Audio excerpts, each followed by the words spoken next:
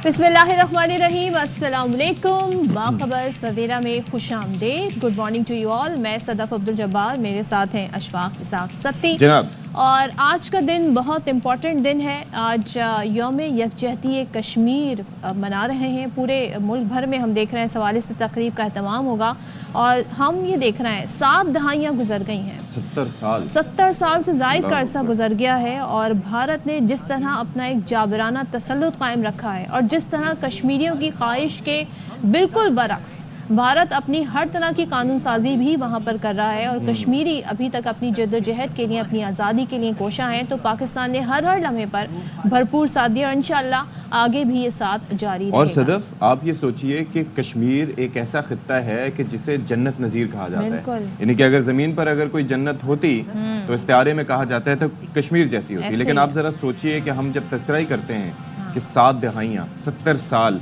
अपने गाज़बान कब्ज़े में, जब हम तस्करा किया करते थे बचपन से बड़े होते, सरकारी टीवी पे हम देखा करते थे और वहाँ पर बताया जाता था कि जी 9 लाख से ज़ायद भारतीय फ़ौज वहाँ पर मौजूद है।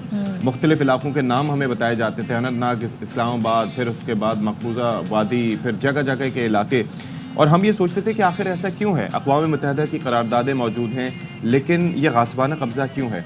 फिर 2016 में हमने देखा कि एक तरह से इंतफाज़ा वहाँ पर आया बुरहान वानी की शहादत के बाद। फिर उसके बाद भारत ने सोचा कि क्यों ना यहाँ की हैसियत ही तब्दील कर दी जाए। फिर आर्टिकल 370, 35A उसको इन्वोक किया। 2019 में फिर भारत ने जो काम किया तो वो जो गैर कश्मीरी हैं उनको लाके बसाया, मुख्तलिफ अपने कंट्री से, भारत से लाके वहाँ उनको बाकायदा मिल्कियत दे दी ज़मीनों की। तो इस तरीके से वहाँ पर एक तरीके से कहते हैं ना, कश्मीरियों की बेदखली का सिलसिला भी भारत ने सिस्टमैटिक ऐसा है सदफ, आप सोचिए कि अब आगे जाके उन लोगों को जिस तरह से सेटल किया जा रहा है, उनको जिस तरीके से नौकरियों के मौके दिए जा रहे हैं, तो अब ये है कि डॉक्यूमेंटेशन हो रही है ना, तो वो प्रॉपर्टी राइट्स, वो सब कुछ एक बिल्कुल ही नक्शा तब्दील करने की भारत ने कोशिश की। लेकिन इंशाअल्लाह भारत अपने इन अज़ाइम में कामयाब नहीं हो सकेगा क्योंकि कश्मीरी अपनी जद्दोजहद के लिए 70 साल गुजर गए। सोचे कितना तवील टाइम है, लेकिन आज भी वो इसके लिए कोशा हैं। और आज हम अगर पाकिस्तान की बात करें तो 10 बजे 1 मिनट की खामोशी भी इख्तियार की जाएगी और साथ ही वज़ीर आज़म आज हम खिताब भी करेंगे आज़ाद कश्मीर कानून साज असेंबली से। बिल्कुल जी। और आप ये सोचिए कि इसके साथ साथ आप लाखों हज़ारों लोगों की शहादत, हज़ारों लोगों को जिस तरीके से ख़वातीन की बेहुरमती, बच्चों की शहादत, फिर उसके बाद पैलेट गन्स के जरिए जिस तरीके से वो याद होगा 2016 ऑनवर्ड्स के मनाज़िर आपने देखे होंगे। आई गेस 1920 था जो पिक्चर्स आया करती थी। दुनिया भर में काफ़ी ये इशू भी रेज हुआ, लोगों ने इस पर आवाज़ भी उठाई। और मुझे आपने जब बात की ना अशफाक, जब हम छोटे थे तो मुझे कहते हैं ना, जब आप छोटे होते हैं आपको चीज़ों पे आपका जो अच्छा गुमान होता है ना, उस पर बड़ा पुख्ता यकीन होता है। यूनाइटेड नेशन पे हमें लगता था पता नहीं ये क्या कर देंगे अगर यहाँ से कोई बात आ जाएगी। हम सुना करते थे ना, क्योंकि अक़वाम मुत्तहिदा की करारदादों के तहत ये अमल दरामद होगा। इस्तिस्वाब राय ये लफ्ज़ हम सुना करते थे, हक़ खुद इरादियत ये लफ्ज़ हम सुना करते थे। लेकिन हमें क्या खबरें वहाँ से आती थी कि भारतीय फ़ौज ने मकबूजा वादी को जेल में तब्दील कर दिया, भारतीय फ़ौज ने इतने लोगों को शहीद कर दिया, नाम नेहाद ऑपरेशंस की आड़ में किस तरीके से शहादतें वहाँ पर होती रहीं। और कश्मीरी क़यादत जिसमें गिलानी साहब हो गए, जिसमें मीर वाइज उमर फ़ारूक हो गए, जिसमें आप यासीन मलिक देख लें कि वो किस तरीके से वहाँ पर मुक़य्यद हैं। तो ये सिलसिला थम नहीं सका। लेकिन पूरी दुनिया को, ख़ासतौर पर मुस्लिम दुनिया को, अक़वाम मुत्तहिदा के किरदार की तो हम बात करते हैं लेकिन हमें OIC के किरदार पर भी बात करनी चाहिए कि जहाँ पर जो मामला कश्मीर में हुआ वही मामला आप देखिए कि फ़लस्तीन में हुआ। और कल का जो डोनाल्ड ट्रंप का बयान है रात का, वो तो मैं हैरान परेशान।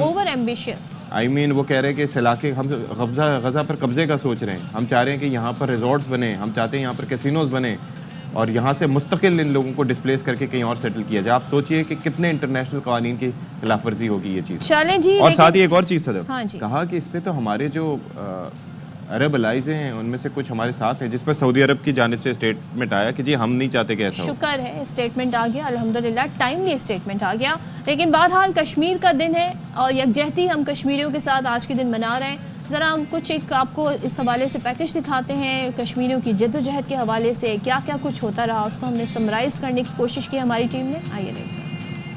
गोलियों की तड़तड़ाहट, तोपों की घन गरज, मजलूमों की आहो बका, ये है 7 दहाइयों से ढाए जाने वाले जम्मू और कश्मीर पर जुल्म की दास्तान। जम्मू कश्मीर के सुलगते चनार, डल झील का खून मिला पानी दुनिया को भारतीय दहशतगर्दी की कहानी सुना रहा है। भारतीय फौज अब तक 2.5 लाख से जायद कश्मीरियों को शहीद कर चुकी, 11,000 से जायद खवातीन से इज्तिमाई ज्यादती और 7,000 मावराए अदालत कत्ल किए जा चुके। 700 इज्तिमाई कब्रों से हजारों नाकाबिले शनाख्त लाशें दरियाफ्त हुई, लेकिन भारतीय फौज ने आजादी का ये चिराग जितना बुझाया उतना ही ये भड़क उठा। हर शहीद के जनाजे पर सब्ज हिलाली परचम, पाकिस्तान हमारा है के फलक शगाफ नारे दिल्ली तक पहुंचकर पैगाम देते हैं कि कश्मीर कभी भारत का था, ना है और ना कभी होगा। हर साल 5 फरवरी को पाकिस्तान से कश्मीरियों के इस रिश्ते की तजदीद की जाती है। गवादर ता गिलगित, बोलान से बल्तिस्तान, हाथों की जंजीर बनाकर कश्मीरियों से इजहार यकजहती किया जाता है। दुनिया को बताया जाता है कि आजादी की जंग लड़ते कश्मीरी भाई तन्हा नहीं। पाकिस्तान समेत दुनिया के मुख्तलिफ ममालिक में आज यौम यकजहती कश्मीर मनाया जा रहा है। मुख्तलिफ शहरों में रैलियां निकाली जा रही हैं और शहदाए कश्मीर को खिराज अकीदत पेश किया जा रहा है।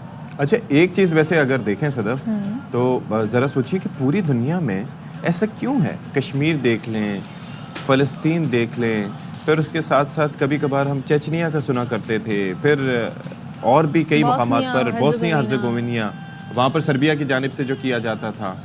आखिर क्यों, मतलब सिर्फ मुसलमान ही क्यों तख्ता मश्क बनते थे? बिल्कुल, चलें जी। तो मैं समझने से कासिर हूं। हाँ, इस सारी सूरत हाल पर, जो कि आपने आर्टिकल 35A का जिक्र भी किया था, अशफाक, उसमें ज़ाहिर है अब उन्होंने उसको एक फेडरल इकाई बना दिया है, फेडरल यूनिट बना दिया है। ये तमाम तर करने के बाद जो भी हरबे आजमाए गए हैं भारत की जानिब से, सो ये बड़ा कंसर्निंग है।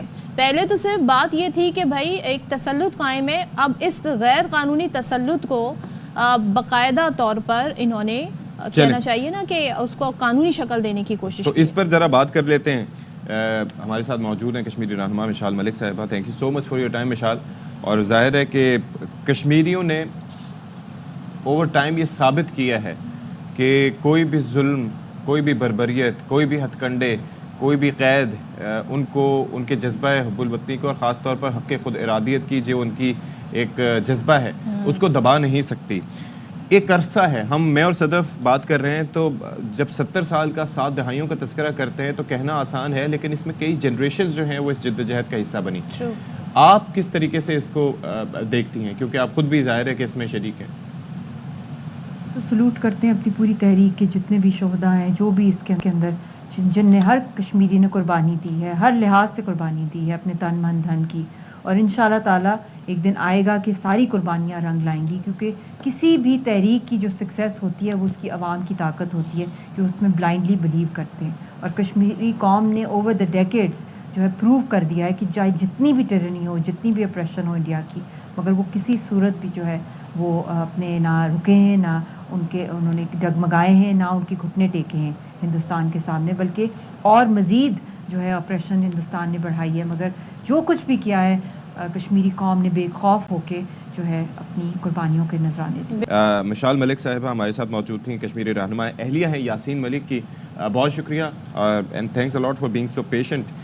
और आप भी सुन रही होंगी कि किस तरीके से वफाकी वज़रा की जानिब से भी, बल्कि पूरी पाकिस्तानी कौम की जानिब से एक इजहार यकजहती किया जा रहा है। अब ज़रा ये फरमाइएगा कि 7 दहाइयों का हमने तस्करा किया शुरू में, पहले सवाल में हमारा तस्करा यही था, लेकिन तमाम तर आवाज़ें उठाने के बावजूद ये जुल्म और बर्बरियत का सिलसिला थम नहीं रहा, बल्कि अब ये एक सिस्टमेटिक क्लिनजिंग की तरफ जा रहा है। तो इस पर जो अक़वाम मुत्तहिदा या दुनिया की बड़ी ताकतें हैं, उनका रोल आप किस तरह से देखती हैं? क्या वो नाकाम नहीं हुई अपने जो किरदार उन्हें अदा करना चाहिए था उसमें? ये बहुत बड़ी एक डिलेमा है, एक ट्रेजेडी है इस दौर की, कि इस दौर का जो वर्ल्ड ऑर्डर है वो तो कोलैप्स होता हुआ नज़र आ रहा है। जो ओपन जेनोसाइड पैलेस्टाइन में हो रहा है, कश्मीर में हो रहा है 5 अगस्त के बाद स्पेशली, और आरएसएस एक दहशतगर्द तंजीम है जो कि हिंदुस्तान को पिछले 10 साल से रूल कर रही है। ये सारी उनकी पॉलिसीज़ हैं। पहले ही जो है ज़िंदगी इतनी अजीरन बना दी थी हिंदुस्तान की आर्मी ने और उनकी दहशतगर्दी ने, और 5 अगस्त के बाद तो और भी ज़्यादा उसमें मज़ीद जो है उन्होंने इंडियन पब्लिक को वहाँ पर लाखों की तादाद में सेटल कर दिया है। अच्छा मिशाल, हम बात करें जो रिसेंटली जो कानून साजी हुई 2019 में, और मोदी हुकूमत कश्मीर में भारत से लाकर लोगों को आबाद कर रही है, प्रॉपर डॉक्यूमेंटेशन का सिलसिला जारी है। अब अगर हम 19 से लेके अब तक جو نقصان ہوا ہے، جس طریقے سے بے دخلی ہو رہی ہے کشمیریوں کی، اس کا اگر اندازہ لگانا جائیں تو کیا آپ ہمیں بتائیں گے کتنا نقصان ہوا ہے؟ یہ تو بہت خوفناک ہے کہ آپ کا اپنا گھر ہے اور آپ کے گھر سے آپ کو باہر پھینک دیا جائے اور اس میں کسی فارنر کو وہاں کی ملکیت دے دی جائے اور ووٹر رائٹ دے دیا جائے. تو یہی یہاں پہ ہو رہا ہے کہ ایک منی انڈین کالونی میں اس کو تبدیل کیا جا رہا ہے. اور جو انڈین پہلے فورسز ہیں 10 لاکھ سے زائد، اب اس کے ساتھ ساتھ انآفیشلی جو رپورٹس ہیں کہ 50 لاکھ وہاں انڈینز کو وہاں کے ڈومسائل دے دیے گئے ہیں. لیکن ایک چیز یہ ذرا میں سمجھنا چاہوں گا کہ یہ جو اسرائیلی وزیر اعظم ہیں جو بھی امریکی یاترا پہ بھی تھے اور وہاں پر باقاعدہ ان کی ملاقات بھی ہوئی ڈونلڈ ٹرمپ سے، اور وہ تو آگے کے پلانز بھی بتا رہے تھے، لیکن باوجود اس کے کہ انٹرنیشنل جو کرمنل کورٹ ہے اس نے فیصلہ دیا ان کے خلاف، ان کو مجرم قرار دیا، ان کے اریسٹ کی بات کی گئی، لیکن یہ الگ بات ہے کہ اس پر کوئی عمل درآمد نہیں ہوا. لیکن پھر بھی ایک بڑا سگنیفیکنٹ یہ فیصلہ تھا. کیا آپ سمجھتے ہیں کہ نریندر مودی کے خلاف بھی اس طرح کا کوئی ڈیسیجن آنا چاہیے؟ بالکل ہونا چاہیے، کیونکہ he must be held accountable for all the war crimes جو انڈر ہز لیڈرشپ ہوئے ہیں، اور جو ان کا ایک انٹرنیشنل RSS کا ٹیرر نیٹ ورک ہے، HSS کا ہے، اور جو دہشت گردی انڈیا کر رہا ہے دنیا کے گلوبل کیپٹلز میں. اور کشمیریوں کی تو خیر وہ انتہا کر دی گئی ہے کہ جس کی مثال تاریخ میں نہیں ملتی. اور مقبوضہ کشمیر از ڈسپیوٹڈ ٹیریٹری، وہ it falls under the UN and international law. وہاں پہ جس طرح وائلیٹ کیے ہیں UN قراردادوں کو، جنیوا کنونشنز کو، انٹرنیشنل لا کو ہر لحاظ سے، اور ایون آپ دیکھ لیں کہ ان کو آج تک جو انڈیا کے اندر یہ جس طرح یہ مائنورٹیز کو ٹارگٹ کر رہے ہیں، اور جس طرح مسجدوں کو شہید کیا جا رہا ہے، میکا بامبنگز میں یہ انوالو تھے، چرچ کی ڈیمولیشن کے اندر یہ انوالوڈ ہیں. تو بہت سی چیزیں کی جا رہی ہیں. ایک ethnic cleansing, war crime, genocide, اتنے اسٹرانگ کیسز اور ایویڈنسز ہیں. اور پاکستان کے پاس خود جو کلبھوشن یادو کو انہوں نے پکڑا تھا، جو پاکستان میں جو دہشت گردی ہندوستان کر رہا ہے، اور آزاد کشمیر کے اندر جو ٹارگٹ کلنگز کی جا رہی ہیں، اس کے پیچھے کون ہے؟ ان سب کے پیچھے جو ہے وہ مودی سرکار ہے. مشن، اگر ہم ماضی کی بات کریں، جب BJP کی حکومت ہوتی ہے تو ڈیفرنٹ ایک اسٹانس ہوتا ہے، جب کانگریس ہوتی ہے تو ڈیفرنٹ ہوتا ہے. کوششیں ہوئی بھی، واجپئی صاحب اور مشرف صاحب آپ کو یاد ہوگا بڑی اس پہ کوششیں ہوئیں کہ بھائی یہ مسئلہ حل ہو. لیکن مودی حکومت جب سے آئی ہے اور اس کا ایک تسلسل جاری ہے، تو ہم ایک ہیٹ نیریٹو دیکھتے ہیں جو وہ بیچتے ہیں اور بکتا بھی ہے وہاں پہ. لیکن اب آپ دیکھیں، اگر اس کی مثال چیمپئنز ٹرافی سے دی جائے تو وہ اب یہاں آ کر بھی نہیں کھیلنا چاہتے. چلیں نہ آ کر کھیلیں، لیکن کشمیر کا مسئلہ تو انسانی حقوق کا مسئلہ ہے، انسانی جانوں کا مسئلہ ہے. کیا کسی بھی طرح سے مودی سرکار سے امید لگائی جا سکتی ہے کہ کہیں نہ کہیں امن کی کوئی امید ہوگی، کوئی بات ہوگی، کوئی ڈائلاگ ہوگا؟ امن کی امید تو بہت دور کی بات ہے. یہ قاتل ہے، خونی ہے. کشمیریوں کی لاشوں کے اوپر اگر وہ ملنا چاہتا ہے without any conditions to resolve the Kashmir issue, تو this is unacceptable to the Kashmiri people. اور پرنسپل پارٹی کشمیری ہیں. کسی بھی قسم کی ڈپلومسی اس ٹائم پہ وتھ انڈیا جو ہے وہ کوئی اس کا کوئی رزلٹ نہیں ملنا، کیونکہ ہماری لاشوں کے اوپر امن رچانا یا کرکٹ ڈپلومسی کرنا یا کانفیڈنس بلڈنگ میجرز کرنا وہ تو بالکل بھی نہیں ہو سکتا، کیونکہ اس نے تو ہر حد کراس کر دی ہے. اس لیے پاکستان کا سارا فوکس ہونا چاہیے کہ وہ انٹرنیشنل جو ایونیوز ہیں ان کو ایکسپلور کرے. یونائٹڈ نیشنز کی قراردادوں کے مطابق جو ہے کشمیریوں کو ان کا حق خود ارادیت دلوانے کے لیے ہر ممکن کوشش کرے انٹرنیشنلی. اس کے لیے انٹرنیشنل لیگل ایکسپرٹس کو ہائر کیا جائے، گلوبل کیپٹلز میں لے کے جایا جائے. اور UN کا نان پرماننٹ ممبر جو ہے وہ پاکستان بن گیا اس سال. تو بہت سے ایکسپلور کیے جا سکتے ہیں ایونیوز جس کے تحت کشمیریوں کا کیس جو ہے، جو اصل وجہ ہے جس کے لیے قربانیاں دی ہیں، وہ جو ہے وہ اور اسٹرینتھن ہو. جب ہم کشمیر رہنماؤں کی بات کرتے ہیں کہ جو بھارتی قید میں رہے، تو ظاہر ہے کہ ایک ایسا ٹاپک ہے جس کے اندر آپ کے دل کے بھی بہت قریب ہے اور آپ کو بھی بہت تکلیف پہنچتی ہے. یاسین ملک صاحب ظاہر ہے ایک عرصے سے وہاں پر ان کی قید میں ہیں. کیا آپ کو ان کی بابت کچھ بتایا جاتا ہے؟ کوئی آپ کا رابطہ ہوتا ہے یا کوئی ڈیٹیلز ان کے بارے میں پتہ چلتی ہیں آپ کو؟ ان کے بارے میں تو بہت مشکل سے رپورٹ ملتی ہے. جو ان کے ساتھ جو زیادتی کی جا رہی ہے، جو دہشت گردی کی جا رہی ہے، ان کو ایک ڈیتھ سیل میں رکھا ہوا ہے، فزیکل اور مینٹل ٹارچر کیا جا رہا ہے. ان کو فزیکلی وہاں پہ پروڈیوس نہیں کیا جاتا کورٹس میں. آن لائن بھی اگر پروڈیوس کیا جائے، جب وہ بولنے لگتے ہیں تو ان کو میوٹ کر دیا جاتا ہے. ان کے کوئی لائر بھی نہیں ہے، ان کو فیملی سے بھی ملنے کی اجازت نہیں ہے، نہ ان کو فون پہ بات کرنے کی ہمارے سے اجازت ہے، نہ کوئی لیٹر، نہ ای میل. تو یہ تو ایک یکطرفہ طریقے سے ایک انسنٹ انسان کو جو سمبل ہے ریزسٹنس کا اور اس کا یہی قصور ہے کہ وہ آزادی مانگتا ہے تو ان کو پھانسی گھاٹ ہندوستان چڑھانا چاہتا ہے، بس سمپل ایز دیٹ. یہی ان کا جو ریونج ہے، یہی قصور ہے کشمیری قوم کا بھی اور یاسین صاحب کا. اور مشال آخر میں کشمیری بڑے ریزیلینٹ ہیں، اس کا ثبوت یہ ہے کہ 7 دہائیاں گزر گئی ہیں، جد و جہد کا سلسلہ جاری ہے. آپ ایسے میں ظاہر ہے ہر موقع پر ان کا مورال بڑھانے کی ضرورت ہے. کیا پیغام دینا چاہیں گی کشمیری بہن بھائیوں کو؟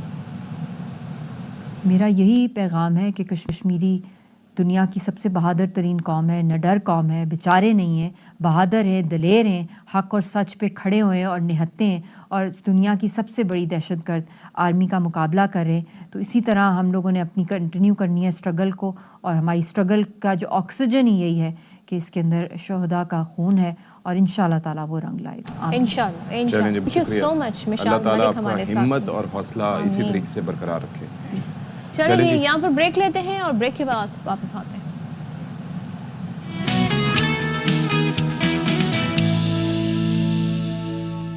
Welcome back once again. اور جس قانون سازی کا ہم بار بار ذکر کر رہے ہیں، ایک تو یہ ہے کہ بھارتی تسلط 7 دہائیاں ہو گئی ہیں، اور ایک جو قانون انٹروڈیوس ہوا 2019 میں جسے 370 آرٹیکل 370 کہتے ہیں، اور ایک اور ہے 35A.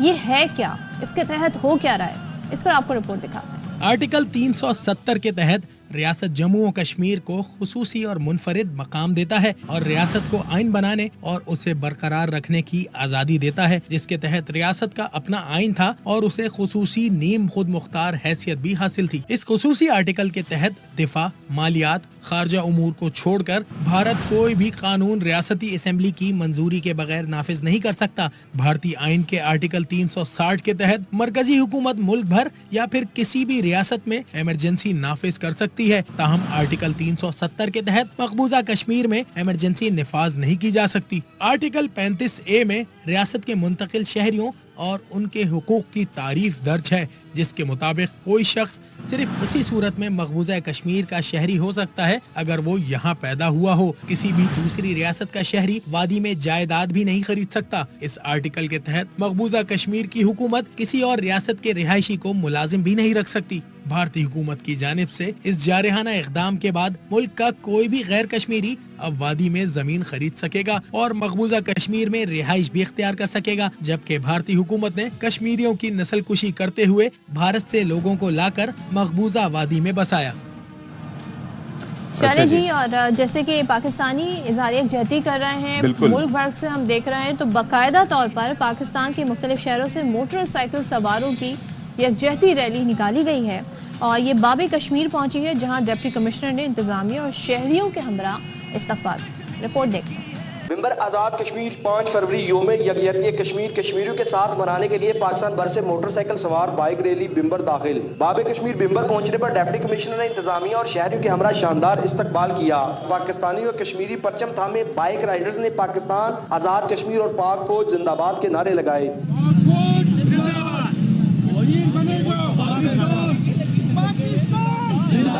بائک رائڈر نے کہا کہ جب تک مقبوضہ کشمیر اور جموں کشمیر کے بھائیوں کی مرضی کے مطابق فیصلہ نہیں ہو جاتا تب تک ہم چین سے نہیں بیٹھیں گے. تو آپ پاکستان میں جذبہ دیکھ سکتے ہیں کشمیری بھائیوں کے لیے، جب تک مقبوضہ کشمیر اور جموں کشمیر کے ہمارے بھائیوں کی مرضی کے مطابق فیصلہ نہیں ہو جاتا اس وادی کا، اس وقت تک پاکستانی چین سے نہیں بیٹھیں گے اور ہم آپ کا کیس انشاءاللہ لڑتے رہیں گے. یکجہتی کے لیے یہاں پہ آئے ہیں، لاہور سے ہم آئے ہیں، بائکر ہیں، 200-300 بائکر ہیں. کشمیریوں کا جو پیار ہے وہ دیکھ کے دل کرتا ہے کہ بار بار ہم لوگ یہاں پر آئے، جس کی وجہ سے میں 3 سال سے یہاں پر آ رہی ہوں. جب بائکرز بمبر کی دھرتی پر پہنچے تو ان کا والہانہ استقبال کیا گیا، ان پر گل پوشی کی گئی. اس موقع پر سول سوسائٹی، ضلعی انتظامیہ، عسکری حکام موجود تھے. یہ بڑی ایک طویل سفر کے بعد ہمارے پاس پہنچے ہیں اور ہم انہیں یقین دلاتے ہیں کہ انشاءاللہ جو پاکستان اور کشمیریوں کا آپس میں رشتہ ہے وہ اسی طرح قائم دائم رہے گا اور یہ جو یکجہتی ہے یہ بھی انشاءاللہ اسی طرح قائم دائم رہے گی. بائکرز اور کشمیریوں کا جذبہ قابل دید تھا. کشمیر بنے گا پاکستان اور پاکستان زندہ باد کے فلک شگاف نعروں سے فضا گونجتی رہی. کیمرہ ٹیم کے ساتھ راجہ محسن حبیب، ARY نیوز، بمبر آزاد کشمیر. اچھا جی، اس حوالے سے ہم مزید بھی بات کریں گے، لیکن کل بلکہ رات گئے ایک سوشل میڈیا پہ ایک پوسٹ گزری تو میں مطلب اس نے دل دہلا دیا. وہ ہوتا ہی ہے کہ جب آپ کے پاس بچے ہوتے ہیں چھوٹے معصوم تو ان کے لیے آپ میڈز ہائر کرتے ہیں، اور یہاں پر لاہور کا یہ قصہ ہے، ہاں آپ ان پہ بھروسہ کرتے ہیں کیونکہ ظاہر ہے کہ بچے آپ کے سب سے، ہم آپ کو اکثر و بیشتر بتاتے ہیں کہ بچے آپ کے لیے سب سے زیادہ قیمتی اثاثہ ہیں. اس دنیا میں والدین کو بچوں سے زیادہ کسی سے پیار نہیں ہوتا، لیکن لاہور میں یہ ہوا ہے کہ مالکن نے گھریلو ملازمہ کو ڈانٹ ڈپٹ کی، ظاہر ہے کہ کسی بات پہ کی ہوگی، اس پر اس ملازمہ نے اس کا غصہ نکالا ہے 3 ماہ کے بچے پہ. اور آپ یہ سوچئے کہ یہ اس کی سی سی ٹی ویز نصب تھے. ایک دن کا واقعہ نہیں ہے، وہ تسلسل کے ساتھ یہ کر رہی تھی، اور جب والدین کو شک گزرا تو انہوں نے باقاعدہ کیمراز لگائے ہوئے تھے، انہوں نے سی سی ٹی وی فوٹیج نکلوائی تو پتہ چلا کہ وہ اس طرح بچے پر تشدد کیا. اور یہ کوئی بچی نہیں ہے چھوٹی، یہ 30 سال کی بتایا جا رہا ہے کہ اس عمر کی عورت ہے. اور پھر جب سی سی ٹی وی فوٹیج دیکھی تو پھر تشدد کا پتہ لگا، اور نہایت افسوسناک یہ واقعہ ہے. تو اس پر ہم بات کر لیتے ہیں. بابر خان ہمارے ساتھ موجود ہیں. بابر خان ذرا بتائیے گا اس واقعے کی بابت ڈیٹیلز کیا ہیں؟ دیکھیں، یہ لاہور کا علاقہ عسکری 10 ہے، جہاں پر جو مطلوب نامی ایک بزنس مین ہے، اس نے اپنی جو 3 ماہ کے بچہ ہے اس کی دیکھ بھال کے لیے ایک پرائیویٹ یہ ایک ادارہ ہے، وہاں سے جو ملازمہ ہے وہ ہائر کی 26,000 روپے ماہانہ پر. 3 ماہ قبل اس نے نومبر میں یہ بچے کے لیے یہ ملازمہ ہائر کی، لیکن گھریلو کام میں دلچسپی نہ لینے پر جب اس کی مالکن جو گھریلو مالکن ہے اس نے اسے تشدد کا نشانہ اسے ڈانٹ ڈپٹ کی. ڈانٹ ڈپٹ کا اس نے غصہ بچے پہ نکالا کہ بچے کو تشدد کا نشانہ بناتی تھی. یہ صرف ایک مرتبہ کا واقعہ نہیں ہے، یہ کافی مرتبہ کر چکی تھی. اسے تشدد کا نشانہ بنایا، پھر اس کے منہ پر کپڑا رکھ کے اسے مارنے کی کوشش بھی کی. سی سی ٹی وی کیمرے میں جب دیکھا گیا تو اس کے بعد یہ جو 30 سال کی ایک سائمہ نامی جو ملازمہ ہے یہ وہاں سے فرار ہو گئی، اور جاتے ہوئے گھر سے کو 13 لاکھ روپے مالیت کے زیورات اور 1.5 لاکھ کی نقدی بھی لے کر فرار ہو گئی. اس واقعے کے بعد پولیس نے اس کے خلاف مقدمہ درج کر لیا، اور جو کمپنی ہے جس سے اس کو ہائر کیا گیا تھا اس کے جو ملازمین ہیں اشرف جٹ وغیرہ ان کو بھی شامل تفتیش کیا ہے. تاہم ابھی تک گرفتاری اس کی عمل میں نہیں آ سکی ہے. میری جو رات اس کیس کے مدعی ہے بچے کے جو والد ہیں مطلوب، ان سے بات ہوئی ہے. ان کا یہ کہنا ہے کہ پولیس کوشش کر رہی ہے، بہت جلد جو ملازمہ ہے اسے گرفتار کر لیا جائے گا. جب ان سے یہ پوچھا گیا کہ کیا آپ نے ملازمہ رکھتے ہوئے کوئی ایگریمنٹ کیا تھا، آپ نے ساری اس کی دیکھ بھال کی تھی، تو ان کا یہ کہنا تھا کہ کیونکہ یہ کمپنی کے ذریعے آئی تھی اس لیے کمپنی اس کی ذمہ دار تھی. اور 2 ملازمت کی آپ سی سی ٹی وی فوٹیج میں دیکھ سکتے ہیں کہ ایک ملازمہ جو ہے وہ بالکل سوئی رہی ہے بچے کے شور پر بھی، جبکہ یہ اٹھی ہے کیونکہ یہ کافی 30 سال اس کی عمر بتائی جاتی ہے. تو اس نے اس بچے کو تشدد کا نشانہ بنایا، جس کے بعد اسے مارنے کی کوشش کی. پولیس نے اقدام قتل کے اقدام جو دفعات ہے اس کے تحت مقدمہ درج کر لیا ہے، اور پولیس کا یہ کہنا ہے کہ بہت جلد اس کو گرفتار کر لیا جائے گا. لیکن بابر آپ یہ بھی بتا رہے ہیں نا کہ یہ زیورات لے کے بھی فرار ہو گئی ہے. تھینک یو سو مچ، آپ نے ہمیں اس حوالے سے ڈیٹیل بتائی. تو اس ارادے شروع سے ہی اس قسم کے تھے، اور جس طرح کا تشدد بچے پہ کیا جا رہا ہے، خوف خدا نہیں ہے اس عورت میں. اور آپ یہ سوچیں جس طریقے سے کہا جاتا ہے ان کی مامتا ایک عورت کے اندر جو ایک شفقت ہوتی ہے، محبت ہوتی ہے، مجھے حیرت ہے کہ کس طریقے سے ایسا ٹریٹ کر سکتے. ایک چیز یہ ہے کہ جو 3 مہینے کا جو بچہ ہوتا ہے اس کی تو گردن بھی ابھی نہیں ٹھہرتی، اس کو سر کو سہارا دے کے پکڑنا ہوتا ہے. اور وہ جس طریقے سے اٹھا کے وہ پٹک رہی تھی، اسی سے اس بچے کی کوئی لانگ ٹرم انجری ہو سکتی تھی، اس کی جان جا سکتی تھی. اتنا معصوم بچہ تو ہوتا ہی کیا ہے. تھینک گاڈ کہ وہاں سی سی ٹی وی کیمراز تھے، سی سی ٹی ویز تھے، لیکن ماں باپ نے دیکھا. اور یہ واقعتاً یہ جو کمپنی ہوتی ہیں اس چیز کی ذمہ دار ہوتی ہیں، وہ ذمہ داری لیتی ہیں، ایگریمنٹ کرتی ہیں، ان کا پورے چھان بین ان کی ذمہ داری ہوتی ہے. لیکن ہمارے یہاں گلیڈ کہ انہیں بھی شامل تفتیش کیا بالکل جی کرنا چاہیے. ایسا کوئی بھی واقعہ ہو کہ ایسے کیسے ایسی ملازمہ آپ نے جو ہے دوسروں کے گھر رکھوا دی. چلیے جی بریک لیتے ہیں، بریک کے بعد آتے ہیں.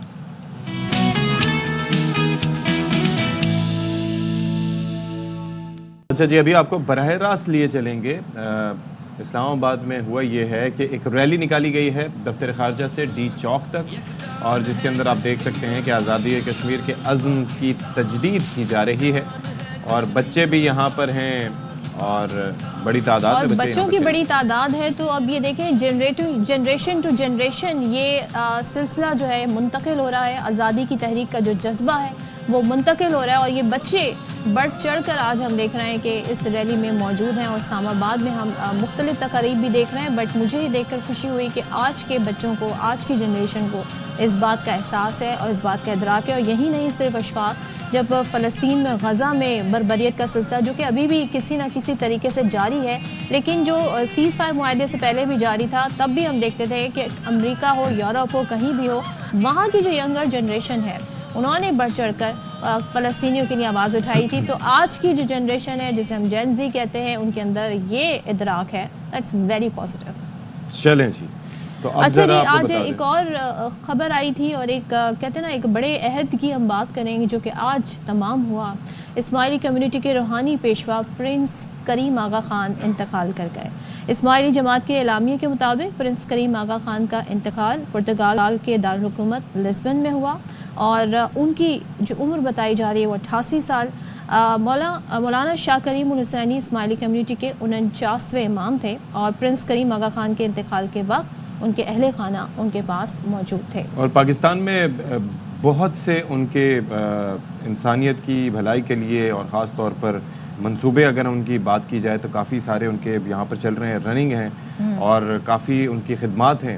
اگر کمیونٹی کے حساب سے بات کی جائے یا ویسے انسانیت کے لیے تو بہت ایفرٹس ان کی جانب سے کیے گئے. 68 ایئرز آپ سوچیں تک وہ اسماعیلی برادری کے 49ویں امام رہے ہیں اور ساتھ ہی جیسے کہ اشفاق بتا رہے ہیں 20 سال کی عمر میں انہیں یہ ذمہ داری سونپی گئی تھی اور دنیا بھر میں, نہ صرف پاکستان, دنیا بھر میں فلاحی کاموں کے لیے جانے جانے والے ہیں. اور اس کے بعد ظاہر ہے جو جس طریقے سے آخری رسومات ہیں وہ بھی ادا کی جائیں گی. اور 20 سال کی عمر میں اپنے والد شہزادہ علی خان کے بجائے موروثی پیشوا اسماعیلی برادری کا روحانی سربراہ انہیں مقرر کیا گیا تھا 1957 میں اور ان کی تخت نشینی کی جو پوری رسومات تھیں اس کو باقاعدہ دنیا بھر میں لائیو ٹیلی کاسٹ بھی کیا گیا تھا 1958 میں اور کراچی میں بھی پرنس کریم آغا خان کی رسم تخت نشینی ادا کی گئی تھی.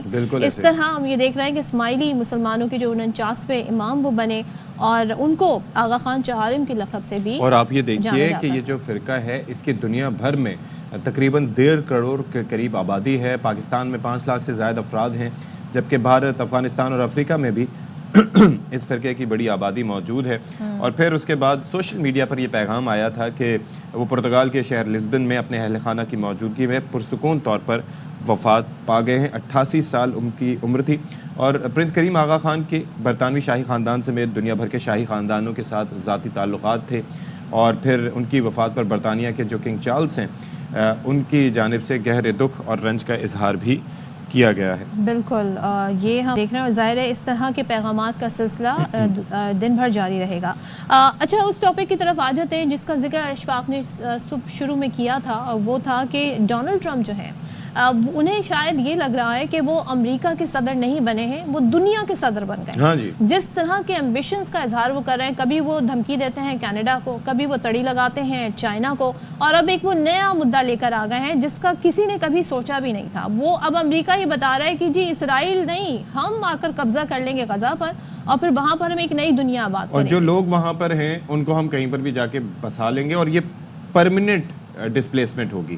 یعنی کہ آپ اندازہ کیجئے کہ صدیوں سے جو لوگ وہاں کے مالک ہیں اور جہاں پر ہم بات کرتے ہیں کہ فلسطینیوں کی اپنی ایک ریاست ہونی چاہیے, اس کے سلوشن کے بات ہو رہی تھی. اور ایسے میں ڈونلڈ ٹرمپ کی جانب سے آ کے یہ جو مطلب اور اشفاق آپ یہ دیکھیں, یہ جو 7 شخصیت کھڑی نتن یاہو, فلسطینیوں کا قاتل, یہ فلسطینیوں کا قاتل, یہ شخص, ان کے خلاف انٹرپول کے وارنٹ جاری ہوا ہے. انٹرنیشنل کورٹ نے کہا ہے جو ملک جو اس قانون کو مانتے ہیں, انٹرنیشنل کورٹ کو اس وارنٹ پر عمل درآمد کریں کہ جہاں بھی یہ پہنچے انہیں گرفتار کیا جائے. اور ڈونلڈ ٹرمپ ان کے ساتھ کھڑے ہو کے یہ گفتگو فرما رہے ہیں. ہم یونائٹڈ نیشن کی بات کہتے ہیں, یونائٹڈ نیشن کا چارٹر کیا کہتا ہے, دنیا بھر میں کیا کہا جا رہا ہے, لیکن ڈونلڈ ٹرمپ کے ایمبیشنز دنیا بھر سے بہت مختلف ہیں. اور آپ یہ اندازہ کریں کہ یہ وہ لوگ ہیں کہ جو دنیا میں امن کی بحالی میں کردار ادا کر سکتے ہیں. اچھا, میں یہ سوچتا ہوں کہ کتنی ایروگنٹ اپروچ ہے امریکنز کی.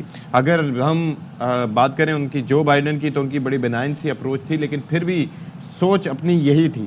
یہاں پر ہم ڈونلڈ ٹرمپ کی بات کریں کہ ہی از مور ایروگنٹ, اور ظاہر ہے کہ ان کی اپروچ اور ان کا بیان کرنے کا طریقہ یہ ہے کہ وہ کھلم کھلا بیان کرتے ہیں. لیکن آپ یہ ذرا سوچ دیکھیے کہ ایک ایسا مسئلہ جہاں پر ہزاروں لاکھوں لوگوں کو شہید کر دیا گیا جس مقام پر he wants casinos over there, he wants resorts over there. وہ چاہتے ہیں کہ جی ہم تعمیر نو کریں اور یہاں سے لوگوں کو نکال کے باہر. انشاءاللہ ایسا ہوگا نہیں، یہ ناپاک عزائم کامیاب کتنا اچھا ہو کہ it's the other way around. وہاں پر اسرائیلیوں کے ساتھ ایسا ہم تو سمجھ رہے تھے یا کہ ان کی بحالی کی ریہیبلیٹیشن کی بات کریں گے، کہہ رہے ایران پہ پابندیاں لگا دیں گے اور کیا کیا نہیں کریں گے. یہ سب بات آئی ایم شیور اس پہ وزیر اعظم صاحب کا بھی اسٹیٹمنٹ کوئی آئے گا، یہ ہونا چاہیے ریاستی حل کے متعلق. چلے بریک کے بعد واپس آتے ہیں.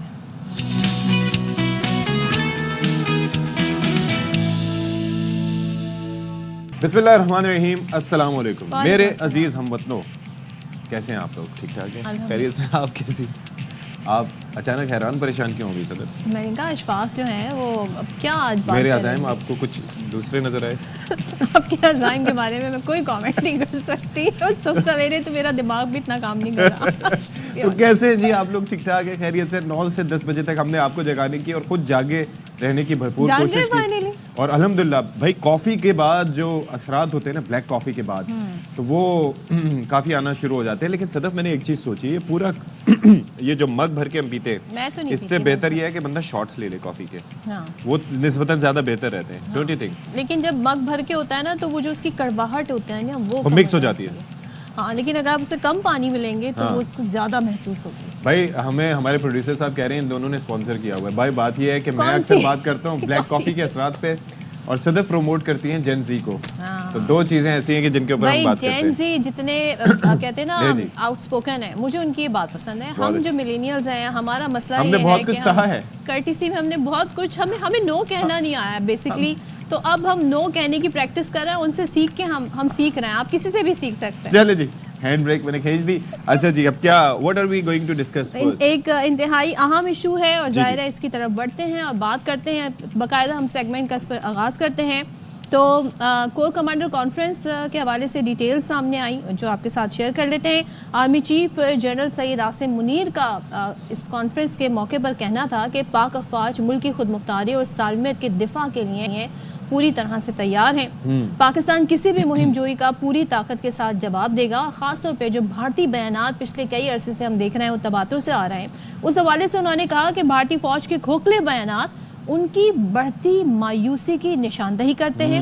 اور یہ جو بیانات ہیں بیسکلی یہ عالمی جو توجہ ہے بھارت کی طرف جو فوکس ہوتا ہے. کبھی آپ دیکھتے ہیں کینیڈا بھی شکایت کر رہا ہوتا ہے کہ کیا کچھ بھارت کرتا رہا ہے. تو اس موقع پر یہ کہتے ہیں کہ بیانات عالمی برادری کی توجہ بھارت کے اندرونی خلفشار سے ہٹانے کے لیے ہیں. سو یہ 267ویں کور کمانڈر کانفرنس تھی، اس میں اظہار خیال انہوں نے کیا اور ساتھ ہی انہوں نے کہا کہ اس کی قیادت قوم کو درپیش چیلنجز سے مکمل طور پر آگاہ ہے اور بھرپور عوامی حمایت سے آئینی ذمہ داریوں کو پورا کرنے کے لیے پرعزم ہے. چلیں جی اب اس پہ افغانستان سے متعلق بھی انہوں نے بات کی، فتنہ خارج کے خاتمے کے لیے بھی بات کی. کشمیر کے حوالے سے ظاہر ہے کہ آج یوم یکجہتی کشمیر ہے تو اس پر بھی بات ہوئی. تو اس پر بات کر لیتے ہیں. ہمارے ساتھ موجود ہیں دفاعی تجزیہ کار ہیں بریگیڈیئر ریٹائرڈ حارث نواز صاحب. بہت شکریہ جی آپ نے ہمارے لیے وقت نکالا علی صبح. یہ ذرا بتائیے گا کہ یہ جو ایک تو کور کمانڈرز کانفرنس تھی اور خاص طور پر آرمی چیف کی جانب سے جو اسٹیٹمنٹس دیے گئے ہیں یہ کتنا امپورٹنٹ ہیں کہ ہم فرام ٹائم ٹو ٹائم یہ ریئلائز کرواتے رہیں جو ہمارے دشمن ہیں، کیونکہ دشمن اب صرف بیرونی نہیں رہے، ان کی پراکسیز بھی کام کر رہی ہیں، ان کے سہولت کار بھی کام کر رہے ہیں. تو یہ میسج کتنا امپورٹنٹ تھا آرمی چیف کی جانب سے؟ کلیئر میسج چیف عامر صاحب نے گورنمنٹ کو دیا ہے. پہلے خیر کے شہیدوں کو پاکستان فورسز کے سیولینز ان کے بارے میں آپ کی آواز بریک ہو کر آ رہی ہے تو ہم بھی نہیں سمجھ پا رہے، ناظرین بھی نہیں سمجھ پا رہے ہوں گے، تو ذرا آپ کو ریکنیکٹ کرتے ہیں اور اس پر بات بھی کریں گے. تو بھائی آپ یہ دیکھیں بھارتی ہٹ دھرمی کی جب ہم بات کرتے ہیں اشفاق تو ایک ٹائم تھا جب بھارت بہت سارے ایسے بیانات بھی دے دیتا تھا جس میں ہم یہ دیکھتے تھے کہ وہ ٹوٹلی معاملے کو ٹویسٹ کر دیتا تھا. لیکن پچھلے کئی عرصے سے پاکستان کی جتنی بھی لاسٹ گورنمنٹ رہی ہیں انہوں نے باقاعدہ ڈوزیئر پیش کیے، باقاعدہ ثبوت کے ساتھ بات کی کیا کیا در اندازی پاکستان میں بھارت کی طرف سے جاری ہے. وہ بھی اس بات کا منہ بولتا ثبوت ہے کہ بھارت کشمیر میں کر کیا رہا ہے. صدف ایک دیکھیں کہ ایک تو یہ ہے کہ کشمیر میں کیا کچھ کر رہا ہے، دوسرا پاکستان کے خلاف کیا کچھ کر رہا ہے. وہ EU ڈس انفو لیب، وہ شریواستو نیٹ ورک، وہ نہ جانے کیا کیا وہ سلسلہ چل رہا تھا. کلبھوشن یادو اس کا ثبوت ہے. اس کے ساتھ ساتھ اور کتنے ان کی جو پراکسیز ہیں جو کام کر رہی ہیں. आप बलूचिस्तान में देखें, वहाँ पर किस तरीके से इनकी प्रॉक्सीज काम कर रही हैं, वहाँ पर जो लोग हैं किस तरीके से उनको पाकिस्तान के अगेंस्ट यूज किया जा रहा है। हारिस साहब जी कंटिन्यू कीजिएगा। देखें, चीफ आर्मी स्टाफ ने बड़ी क्लियर ये कॉन्फ्रेंस में बात की है। उन्होंने यही बताया था कि हम इस वक्त जिस हालात में गुजर रहे हैं, मुसल्लह अफवाज पूरी तैयार है, लाइन ऑफ कंट्रोल की सूरत हाल के ऊपर बात की गई। और उसके बाद सबसे इम्पोर्टेंट बात ये की गई कि शहीदों को वो खास तौर हमेशा किया जाता है कि उनको कुर्बानियाँ जो होती हैं उनको आप एक इजहार करते हैं, उसकी तारीफ करते हैं और कहते हैं पूरी कौम की कुर्बानी कभी ज़ाया नहीं जाने देगी। और उसके बाद ज़ाहिर है कि 5 फरवरी है तो जो एक इजहार यकजहती की कश्मीर डे के ऊपर और कहा कि मुसल्लह अफवाज और पाकिस्तान हर उनके साथ खड़ा है और उनकी आज़ादी के लिए, हक खुदात के लिए उनकी सपोर्ट करता रहेगा, मॉरल डिप्लोमेटिक सपोर्ट भी देगा। और नेक्स्ट जो इम्पोर्टेंट बात थी कि जो इंडिया जिस तरीके से ये मनफी खोखले बयान देता है, इसलिए पता चलता है कि ये खुद मायूस हुए हैं, अपने वहाँ के अटेंशन डाइवर्ट करना चाहते हैं। और फिर यूनाइटेड नेशन को रिमाइंड कराया गया कि जी आपने जो करारदाद पेश की है उससे आपको सपोर्ट भी करना चाहिए, अमल भी करना चाहिए। ये बहुत अहम बात है और इसमें कोई भी जो है पाकिस्तान के हर लिहाज से सपोर्ट करेगा। और उसके बाद जो इम्पोर्टेंट वो है अफगानिस्तान के बारे में उन्होंने बात की। उन्होंने ये कहा कि कश्मीर जो अफगान जो जिस तरीके से वहाँ ख्वारिज इन्फिल्ट्रेशन करते हैं, पाकिस्तान में आते हैं, उसके लिए उनको बार बार कहा कि अफगान इंटरिम गवर्नमेंट को कि आपको अपना वादा याद रखना चाहिए। और पाकिस्तान के अवाम पाकिस्तान के लिए कंटिन्यू रखेगा proactive strike strategy. That is very important कि हम प्रोएक्टिव रहेंगे, जो भी आपको एक्शन करेंगे हम उसके बाद काउंटर एक्शन बड़ा वायलेंट किस्म का करेंगे। और इंडिया को वार्निंग दी कि don't do any miss adventure, अगर आपने किया तो will play hell out of you. हम इसके लिए हर वक्त तैयार रहते हैं। ये बात की गई, इंपॉर्टेंट थी। और इसमें आइंदा के लिए लाएमल भी बनाया गया है। और फिर उसके बाद बलूचिस्तान के अवाम से बात की गई कि उनको महरूमियत की इक़्तिसादी तरक्की होनी चाहिए। वहाँ के अवाम की सपोर्ट से, गैर अवाम की सपोर्ट से पाकिस्तान बलूचिस्तान में दहशत गर्दी है उसको भी हम ख़त्म करेंगे, उसको भी रहने नहीं देंगे। ये ख़ास बात तो इन अल्फाज के ये इस तरह की सारे ख्याल किया गया इस कॉन्फ्रेंस के अंदर। और ख़ास तौर पे हम अगर अफ़गानिस्तान के हवाले से बात करें, पाकिस्तान ने बड़ा ही ये मामला उठाया, जिस तरीके से वहाँ से दहशत गर्दी की कार्रवाइयाँ होती हैं वो ऑन नहीं करते, लेकिन अभी हालिया सबूत भी मिले हैं कि उनके एक सूबे के जो गवर्नर हैं वो उसमें मुलव्वस पाए गए। तो यहाँ पर आप समझते हैं कि ठोस इक़दामात की ज़रूरत है? क्या किया जा सकता है बार बार कहने के बावजूद, सिफारती ज़राए इस्तेमाल करने के बावजूद? आप हैरानी ये देखें कि वहाँ के गवर्नर गुलाम मोहम्मद और जिसको अहमदी नाम भी है, उसको बेटा बदर उमर यूसुफ मारा गया है, वो उसकी बॉडी एक्सेप्ट नहीं कर रहे हैं। हाँ जी। पाकिस्तान ने कहा कि आप अपनी बॉडी को बेटे की ले लें, वो उसको मान ही नहीं कि हमारा बेटा है। और फिर उसके साथ जितने वहाँ अमेरिकन साख के वेपन एमुनिशन लिए गए। और फिर पाकिस्तान बारहा अफगानिस्तान से एक ही बात करते, सिर्फ हमारी एक डिमांड है कि आपने दोहा में एग्रीमेंट किया था कि आपकी सरजमीन किसी टेररिस्ट ऑर्गेनाइजेशन को आप इस्तेमाल नहीं करने देंगे, आप उसको रोक दें। हम आपको लॉजिस्टिक सपोर्ट देते हैं, हम आपको चीनी देते हैं, आटा देते हैं, फर्टिलाइजर देते हैं और बहुत चीज़ों में सपोर्ट करते हैं। और हमारी तो एक ही डिमांड है, तो आप ये क्यों नहीं करते इनकी? और फिर ये भी हम कहते हैं कि देखें, उनसे ताल्लुकात बढ़ाने ख्वारिज से के अलावा पाकिस्तान से बायलैटरल हालात बढ़े। हम आपको हमारे आपके हिस्टोरिकल रिलेशनशिप है, कल्चरल रिलेशनशिप है, रिलीजन है, पश्तून दोनों तरफ है। ये बातें हम उनको बताते हैं लेकिन वो असर नहीं होता। इसलिए आई थिंक इस वक्त आ गया है कि पाकिस्तान को बड़ा दो टोक फैसला करना चाहिए और अक़वाम मुत्तहिदा को पुश करें, अमेरिकन को पुश करें। अमेरिकन ने, प्रेसिडेंट ने भी कहा कि हमने $7 बिलियन का वेपन अम्यूनिशन अफगानिस्तान में छोड़ के हमें वापस करो वरना हम आपको फाइनेंशियल सपोर्ट बंद करेंगे। ये चीज़ें हैं जो पाकिस्तान को पुश करें और इनको मजबूर करें कि ये अफगानिस्तान में पीसफुल एनवायरनमेंट पैदा करें। और ये जिम्मेदारी जो अमेरिकन वहाँ पर गन छोड़ के आए हैं वो उनकी जिम्मेदारी साफ करें और इसके लिए यूरोपियन यूनियन और सबको मिल के सपोर्ट करना चाहिए। चलें जी, बहुत शुक्रिया आपका हारिस नवाज साहब फॉर योर टाइम सर। जाहिर है कि ये चीज़ें वक्त की हम ज़रूरत हैं और ये होनी चाहिए। अगले को एक मैसेज जाता है। सदफ अब्दुल जब्बार, मेरा आपसे एक सवाल जो हमारा अगले टॉपिक से मुताल्लिक है, खुद एतमादी कितनी इंपॉर्टेंट चीज़ है। क्या आपको ایک تو اوور کانفیڈنس نہ ہو, آپ نہ ہو, لیکن ایک خود اعتمادی ہو. مجھے یہ بتائیے, یہ جو نیوز کی سائٹ پہ آنا, نیوز اینکر, پھر اس کے بعد پروگرام ہوسٹ ایٹسیٹرا ایٹسیٹرا, شروع دن سے ہی آپ اتنی کانفیڈنٹ تھیں کہ آپ کیمرہ یا لوگوں کو فیس کر سکتی تھیں, یا it took some time? It definitely took some time, لیکن کیمرے سے مجھے کبھی شائنس فیل نہیں ہوئی. ہاں, لیکن یہ ہے کہ بہت ساری آپ کی جو ایک جرنی شروع ہوتی ہے نا کریئر کی, اس میں بہت سارے ایسے مائل سٹون آتے ہیں جو آپ اچیو کرتے جاتے ہیں, اور وہ آپ کا ایک کانفیڈنس جو ہے وہ ساتھ بڑھتا جاتا ہے. I used to be very shy, sir. You would not believe it, especially in front of the camera.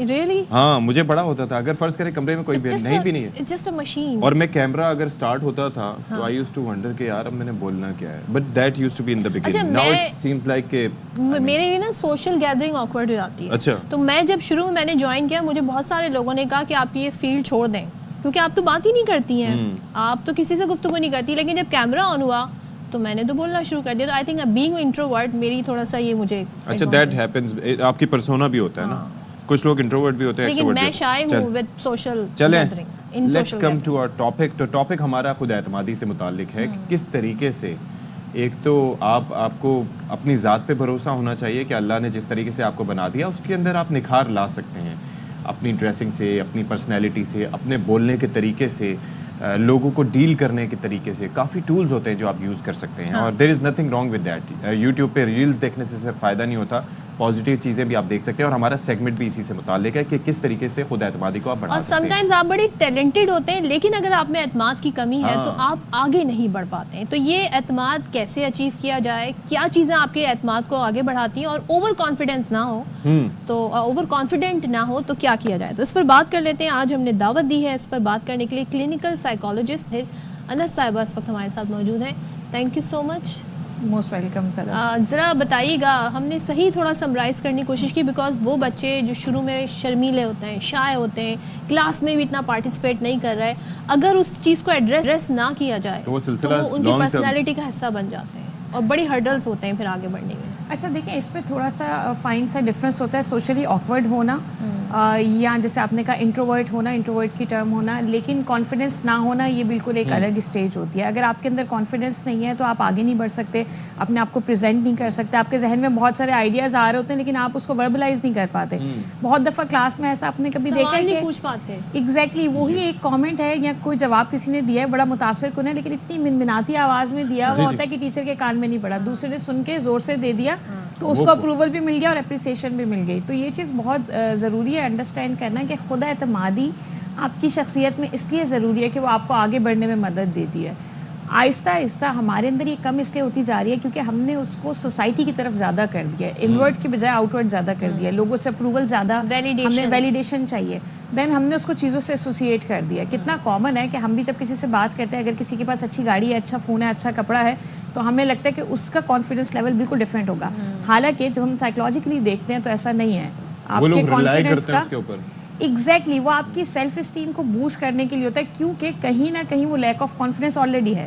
یہ بڑی دلچسپ بات ہے کہ جن کے اندر جتنا کانفیڈنس کم ہوتا ہے اتنا زیادہ وہ چیزوں کے اوپر ریلائی کر رہے ہوتے ہیں. جو لوگ سیلف کانفیڈنس رکھتے ہیں یا آپ کو لگتا ہے کہ ان کے اندر خود اعتمادی ہے, ان کو چیزوں کی, لوگوں کے اپروول کی اتنی ضرورت نہیں ہوتی, وہ پرنسپل بیسڈ لائف گزار رہے ہوتے ہیں. اگر ہم بچوں کی بات کریں تو کیا گھر میں ایسا ماحول ہوتا ہے جو بچے شائع ہوتے ہیں اور اپنی فل پوٹینشیل کا اظہار نہیں کر پاتے؟ اچھا, آپ بڑے معصومانہ سا لفظ یوز کر رہی ہیں صدف, شائع ہونے کا, لیکن اگر بچوں میں خود اعتمادی نہیں ہے, دیکھیں شائع ہوگا نا تو وہ چیزیں کرتے ہوئے جھجکے گا, لیکن اگر خود اعتمادی نہیں ہوگی نا تو وہ ہر وقت اپنے آپ کو سوال کرے گا. ایگزیکٹلی سیلف ورتھلیسنس ہوگی نا, بے وقتی کا احساس ہوگا.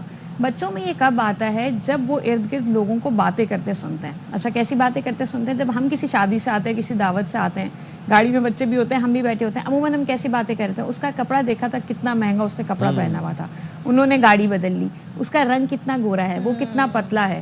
تو ہم ایسی چیزوں کو ڈسکس کرتے ہیں جو ایٹریبیوٹس یا وہ خاصیت نہیں ہے, شخصیت کی خاصیت نہیں ہوتی, وہ انوائرمنٹل فیکٹرز ہوتے ہیں, بہت ساری اور چیزیں ہوتی ہیں. ہم کبھی یہ بات نہیں کرتے کہ وہ کتنا رحم دل ہے, وہ کتنے پیار سے بات کرتا ہے, وہ کتنی تمیز سے بات کرتا ہے, وہ کتنا با ادب ہے. ایگزیکٹلی ہم شخصیت کے اوپر بات نہیں کرتے. اب بچہ بھی وہی چیز دیکھ لیتا ہے, تبھی جب وہ کلاس میں آ کر آپ کو بتاتا ہے کہ جی میرے پاس کلاس میں اس بچے کے پاس یا اس کے ابا کے پاس یہ گاڑی ہے. آج کل بچوں کو اس چیز پر بھی کانفیڈنس کا ایشو ہوتا ہے کہ ان کے والد اس گاڑی میں آتے ہیں, آپ تو اس گاڑی میں آتے ہیں, میرے پاس یہ فون نہیں ہے, فلاں کے پاس یہ فون ہے. سو یہ چیز سمجھنے کی ضرورت ہے کہ بچے آپ کو سنتے ہیں اور آپ کو دیکھتے ہیں اور اس کا اثر لیتے ہیں. Practice what you preach. Exactly. So اگر آپ کو لگتا ہے کہ جی آپ کے بچے میں کہیں سے بھی اعتماد کی کمی ہے تو کہیں نہ کہیں آپ کو یہ فگر آؤٹ کرنا پڑے گا کہ آپ کے اندر کیا اس چیز کی کمی ہے. کہ مثال کے طور پر گھروں میں بھی یہ چیز بڑی کامن ہو جاتی ہے کہ اب بچوں کے رنگ کا بہن بھائیوں میں اس کا فلانا تمہارے تو اتنے مارکس آ گئے ہیں, یہ تو ہے ہی نکٹو, یہ تو ہے ہی نکما, یا اس کی ہائٹ کم ہے, ارے تمہاری تو ہائٹ اس عمر میں اتنی زیادہ تھی, یا رنگ کے حوالے سے یا ان کا بھی امپیکٹ کافی پڑتا ہوگا بچوں, بہت زیادہ پڑتا ہے. آپ یقین کریں گے اس وقت ہمارے پاس 50 سال کا ایک شخص آتا ہے اور وہ سائیکولوجیکل ٹریٹمنٹ لے رہا ہوتا ہے, اور جب ہم اس سے بات کرتے ہیں تو ہمیں اندازہ ہوتا ہے کہ جو جملے اس نے 3 سال 5 سال کی عمر میں سنے تھے وہ اس کے لاشعور میں ایسا اثر رکھے کہ وہ زندگی میں دنیا میں بہت کچھ اچیو کرنے کے بعد بھی اپنے آپ کو بڑا بے وقت تصور کرتا ہے. سمتھنگ کہ بچپن میں یعنی کہ کئی چیزیں ایسی ہیں کہ جو میں نے بچپن میں دیکھی ہوں گی اس وقت سمجھ نہیں آئی, اچانک کبھی چلتے پھرتے اب لائف میں سوچتا ہوں کہ وہ جو بات ہوئی تھی اچھا اس کا مطلب یہ تھا, اور اس کا امپیکٹ آپ کے اوپر ہوتا ہے. کوئی خوف ہو کسی چیز کا تو وہ اس عمر میں آ کے بھی آپ کو محسوس ہوتا ہے. اور دیکھیں اسپیشلی شروع کے جو 5 سال سے 7 سال کی عمر ہوتی ہے وہ آپ کی شخصیت بناتی ہے.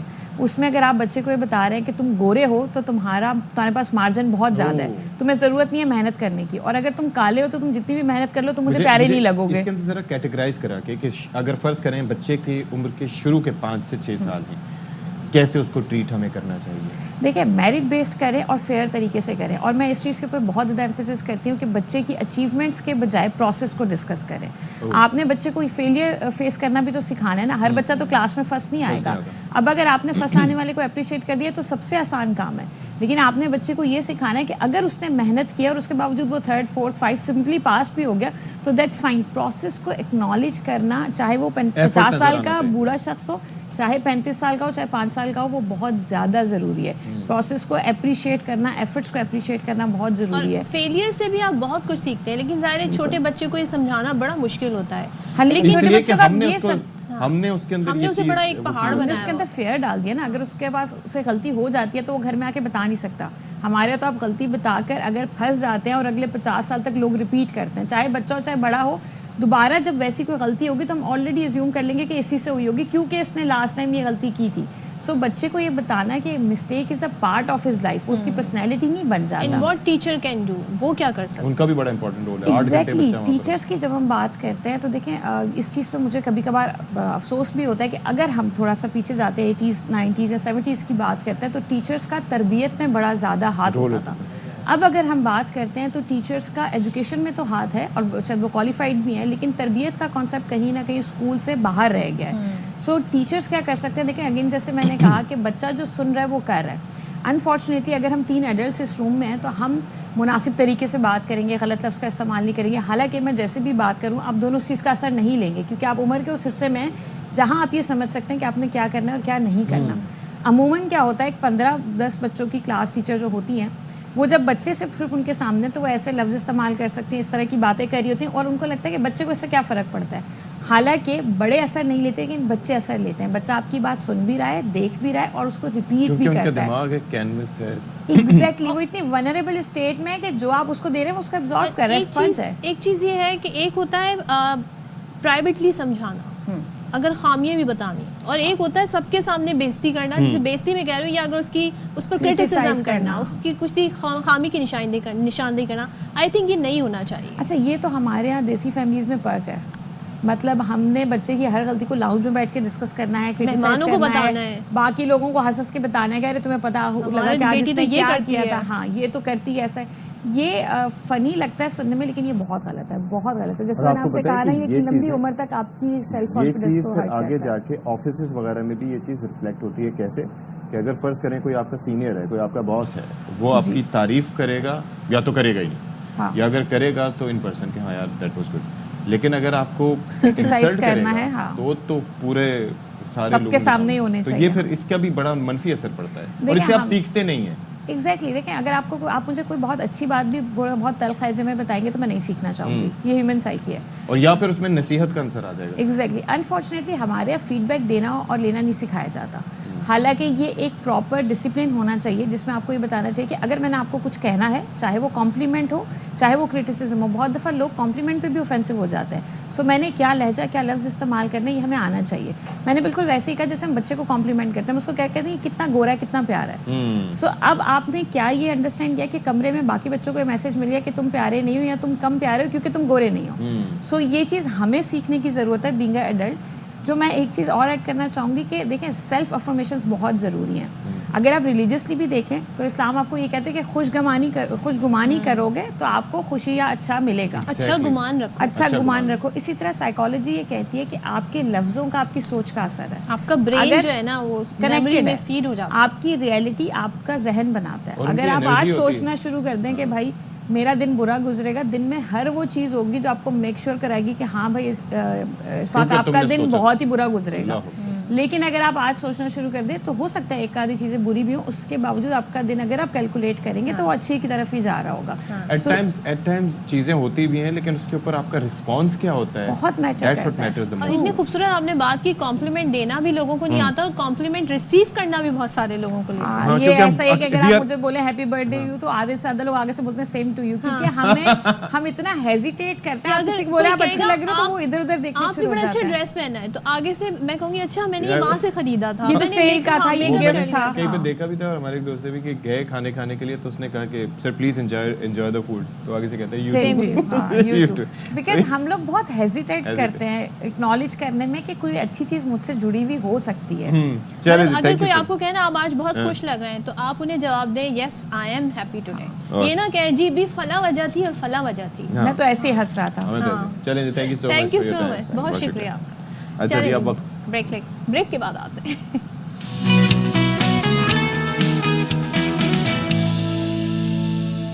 آلرائٹ جی, ایک بار پھر سے باخبر سویرا میں آپ سب کا خیر مقدم ہے. امید ہے کہ آپ ہمارے شو کی واپسی کا انتظار کر رہے ہوں گے. 10:34 ہو چکے ہیں پاکستان کے معیاری وقت کے مطابق. صدف کیا کہنا چاہیں گے؟ میں 1 منٹ پیچھے ہوں. اللہ اکبر, میں ماضی میں ہوں 1 منٹ. چلیں جی بتائیے جی کیا ہے ہمارے پاس. اچھا جی, ہم یہاں بات کر رہے ہیں کراچی میں بہت سارے مسائل ہیں, آلودگی سے ریلیٹڈ بڑے مسئلے ہیں. تو 2 ہونہار اسٹوڈنٹس کو آج ہم نے دعوت دی ہے. تو ان کی ٹیم میں بہت ساری اور بھی ممبرس, 4 ممبرس ہیں, لیکن ہم آج جن سے بات کرنے جا رہے ہیں انہوں نے کیا کیا ہے وہ ہم آپ کو بتا دیتے ہیں.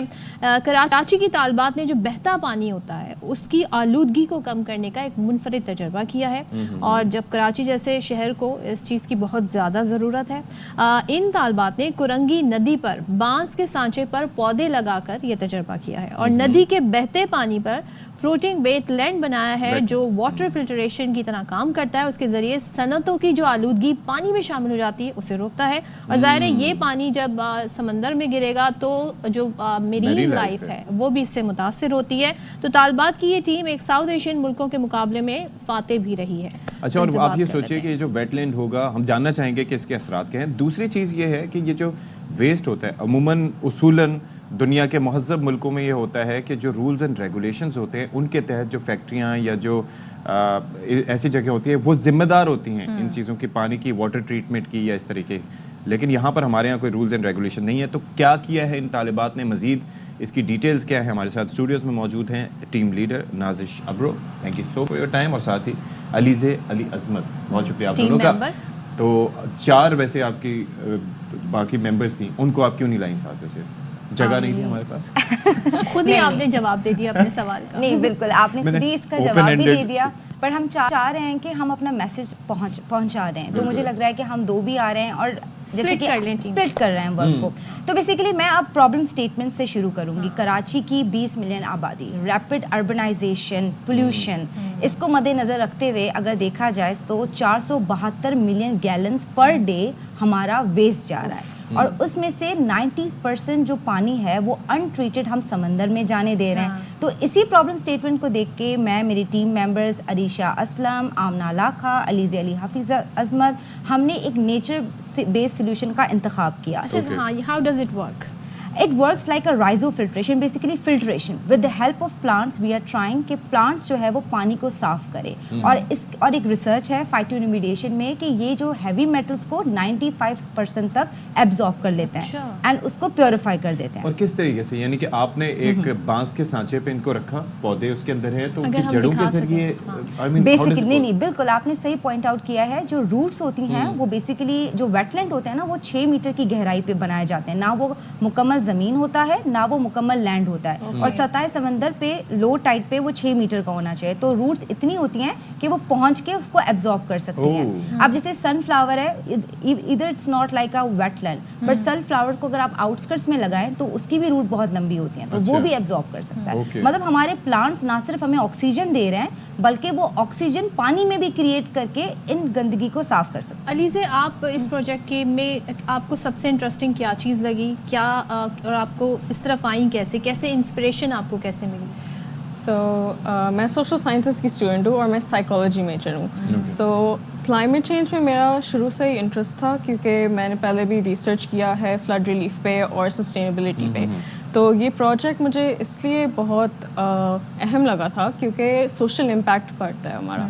हम स्टूडेंट्स भी हैं लेकिन हम कुछ कर भी सकते हैं. और फिर मेरा सबसे इंटरेस्टिंग रोल था क्योंकि मैं रिसर्च कर रही थी. सो एक पोल्यूशन के स्टेटिस्टिक्स, रिसर्च पेपर्स पढ़ना और एक पूरा स्ट्रैटेजी डेवलप करना, ये मुझे बहुत अच्छा लगा था और मैंने इस पे बहुत काम किया. अच्छा, एक और चीज़ है नाज़िश कि जो चीज़ मुझे अच्छी लग रही है वो ये है कि अब ये ऑर्गेनिक एक तरह का सोल्यूशन है. इसके लिए आपको कोई प्योरिफिकेशन प्लांट लगाने की ज़रूरत नहीं है, कोई इंडस्ट्री लगाने की ज़रूरत नहीं है, मशीनरी की कि जी वो इम्पोर्ट होगी उसके ऊपर इतना. अच्छा, नेक्स्ट लेवल, हाईएस्ट लेवल पे एक तो आपने इसकी अफादियत को कैसे चेक किया कि ये हमने जो तजुर्बा किया है, इसके बाद ये इसके नताइज भी, इसके रिजल्ट्स भी वो आए हैं जो हम चाह रहे थे. बिल्कुल. ये कैसे किया? देखिए, बेसिकली अभी हमें जो मॉनिटर कर रही थी डॉक्टर फौजिया परवीन, जो असिस्टेंट प्रोफेसर हैं आगा खान से, उन्होंने हमें एक फ्रेमवर्क बना के दिया कि पहले तो आप जाके नदी से पानी कलेक्ट करें एंड उसे PCSI लेबॉर्ट्री सेंड करें. देखेंगे उस पानी में कौन से हैवी मेटल्स मौजूद है. और रिसर्चेस काफ़ी इंटरनेट पे भी मौजूद है. जैसे मैं कहती रहती हूँ कि ये जो फाइटोरिमेडिएशन है, ये हमने तख्लीक नहीं दिया है, ना ही बांस की लकड़ी वाला, ये पड़ी हुई हैं. हम चाह रहे हैं कि इसको कराची की एनाटॉमी के साथ सूट करके एंड हम इसको अपने तरीके से करें.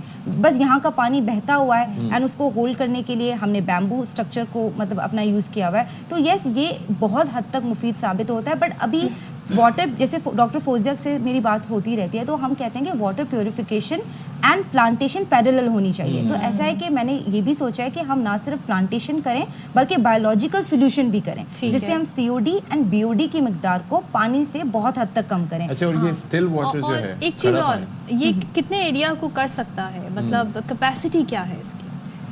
सो कैपेसिटी वुड डिपेंड जो प्लांट है उसकी रूट्स, जैसे वाटर हाइसिंथ और वाटर लेटस के फिर डिफरेंट कैपेसिटीज़ होंगे.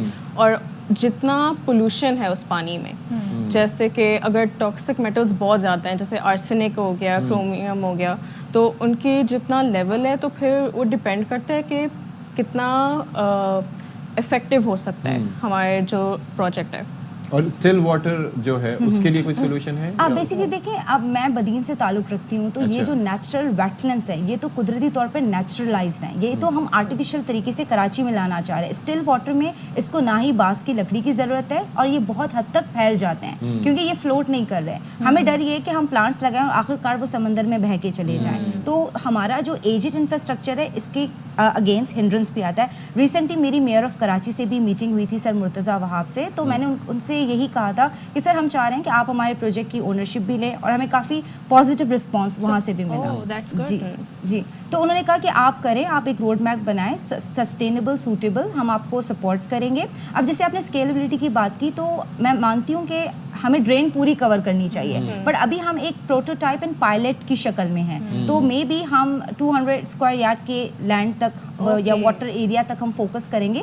इतने हम स्ट्रक्चर बनाएंगे जितनी हमारे पास फंडिंग है, और उसमें वो पूरे हम अपने सॉल्यूशंस करेंगे जो हमारी लिस्ट में है. और सबसे पहले जैसे सीवेज का मसला है, कराची में सीवेज इंतहाई ख़तरनाक मसला है, और मुझे लगता है कि अगर हम प्लांटेशन कर रहे हैं सीवेज पे, तो मेमन गोट में आप देखें सस्ती सब्जी उसी सीवेज से उगती है, और हमें इसी चीज़ को रोकना करना है, हमें इस प्रैक्टिस क्योंकि उसमें एक्वालाई और न जाने क्या क्या ऐसी चीजें हैं कि हम सोच के तो ये खा रहे होंगे कि जी ये वेजिटेबल है, सब्जी खा रहे हैं, सब्जी खा रहे हैं, पर उनको इन बात का अंदाजा नहीं है कि वो किस पानी में उग रही हैं और ये चीजें हम क्यों कॉमन करते जा रहे हैं। तो आप लोग कितने होपफुल हैं कि अब नेक्स्ट स्टेज क्या होगी इसकी और क्या किस तरह इसको इम्प्लीमेंटेशन इसका हो सकता है? देखिए अभी हम बहुत हैप्पी भी हैं कि लोग हमें इस आइडिया को सराह रहे हैं। उसके अलावा काफ़ी सारे इंडस्ट्रियलिस्ट भी हमें रीच आउट कर रहे हैं, वो they are willing to invest. हम अभी उनके साथ नेगोशिएशन करेंगे। We are also travelling America. हम 11 डे फेलोशिप पे जा रहे हैं यूनिवर्सिटी ऑफ वैंडरबिल्ट में। वहाँ पे हमें एक प्रॉपर 11 डे गाइडेंस दी जाएगी। वहाँ से भी हमें ऐसे आइडियाज़ मिलेंगे, कॉन्टेक्ट्स मिलेंगे जो फर्दर हमें इसमें पॉलिश अप करते जाएंगे। हम मानते हैं कि हम स्टूडेंट्स हैं, बट हम इसको प्रोफेशनल अप्रोच बनाएंगे जब हमारे pass on board professional expert आएंगे। एंड लकीली हमें लोग अप्रोच कर रहे हैं, जैसे यूनिसेफ से भी कर रहे हैं। ये बड़ा ज़बरदस्त हो जाएगा। Thank you so much for your time Nazish और अलीज़े, बहुत शुक्रिया आपका, बड़ा अच्छा लगा आपसे गुफ्तगू और बहुत अच्छे से दोनों ने एक्सप्लेन भी किया कि ये है क्या, और यकीनन जब इनके इरादे ये हैं कि इसे मजीद एक्सपर्ट इसमें शामिल होते जाएं, उसको मजीद, और ये बड़ा कॉस्ट इफेक्टिव सोल्यूशन है, असल बात ये है। तो ये है, ब्रेक लेते हैं जी, ब्रेक के बाद आते हैं।